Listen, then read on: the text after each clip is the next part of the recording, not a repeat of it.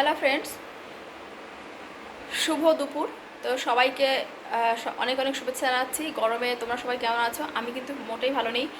AC কেনার পর থেকে না সমস্যাটা শুরু হয়েছে। মানে এসি কিনেছি, যখনই আমি কাজবাজ করে এসির মধ্যে যাচ্ছি তো প্রচণ্ড অসুস্থ লাগছে। মানে সারা শরীরটা ব্যথা করছে, কামড়াচ্ছে, হাত পায়ে যন্ত্রণা হচ্ছে। তো আমার ঠান্ডাতে আর কি ওই আর্থ্রাইটিসের প্রবলেমটা বেড়ে যায়। কিন্তু এসিটা কেনা হয়েছে, এবার আমি বলছি এসি বন্ধ করো, আর মেয়েরা বলছে না এসি চালাও। তো এইটা হচ্ছে, রাত্রে আমার ঠান্ডা লেগে যাচ্ছে, মেয়েরা বলছে না গরম লাগছে। এই করে না শরীরটা প্রচণ্ড উইক লাগছে, প্রচণ্ড অসুস্থ লাগছে।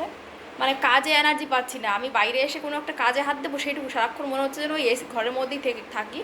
বাইরে একটু বেরোতে পারছি না। যাই বেরোচ্ছি, টুকটাক কাজকর্মগুলো কমপ্লিট করছি। গরমে সত্যি বলছি ভীষণ নাজেহাল হয়ে গেছি। আর মানে ভিডিও করার মতো এনার্জিও পাচ্ছি না। আর সত্যি কথা বলতে ভিডিও করার এনার্জি কী করে পাবো বলো? 2-3 বছর ধরে সমানভাবে ট্রাই করছি, পরিশ্রম করছি, কিন্তু আলটিমেটলি ওই লাভের ভাড়ারে হচ্ছে শূন্য। তো রান্না বসিয়েছি, এখন 11টা বাজে। সকালে আমি আর তোমার দাদা খেয়েছি হচ্ছে পান্তা ভাত। সত্যি কথা বলতে বন্ধুরা একটু ভালো লাগছে না। মন মানসিকতা মাঝে মাঝে প্রচণ্ড উইক লাগে, প্রচণ্ড মানে কি বলবো, ফার্স্ট্রেটেড লাগে, মাঝে মাঝে ভীষণ কষ্ট হয়। এত মানে জীবনে কিছু অন্তত করে উঠতে যদি পারতাম, সত্যি একটু শান্তি পেতাম।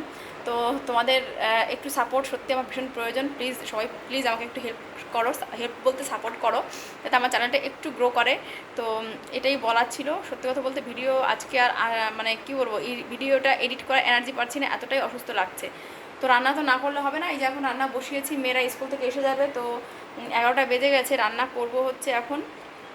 সকালবেলা দেখো এই যে নিয়ে এসছি, এই যে পুকুলি শাকগুলো তুলে নিয়ে এসেছি। আর এই সকালবেলা উঠতে হচ্ছে, 5:30 উঠে পড়াতে হচ্ছে। তো মানে এসিটা কেনার জন্য আমার এত চাপ পড়ে যাচ্ছে, আমি সত্যি আর নিতে পারছি না এত চাপ, জানো তো। তো ওই যে কিছু করার নেই। এই দেখো এই যে শাকটা নিয়ে এসছে, এটা এখন কুটবো, কুটে এই শাকটা রান্না করব।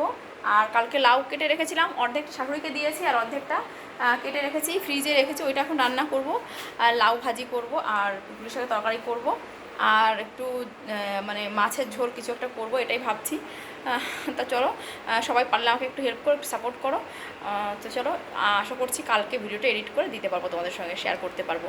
তো রাত্রে যেটা রান্না করেছিলাম হচ্ছে চিকেন রান্না করেছিলাম, মেয়েরা খেতে চাইছিলো বলে একটু চিকেন রান্না করেছিলাম। তো ভিডিওটা তো এডিট করে পারিনি। তোমার সঙ্গে থাকো, আমি আশা করছি কালকে ভিডিওটা দিতে পারবো। তো চলো, সবাই খুব খুব ভালো থাকো। গরমের মধ্যে একদম রোদ্রে বেরিও না। আমি তো সমস্ত কাজ গুছিয়ে নিয়ে এসেছি যাতে আমার রোদ্রে বেরোতে না হয়। দেখো ইলেকট্রিক ছিল না বলে রান্না করতে দেরি হয়ে গেল। তো ইলেকট্রিক এসছেই যে এখন রান্না বসালাম।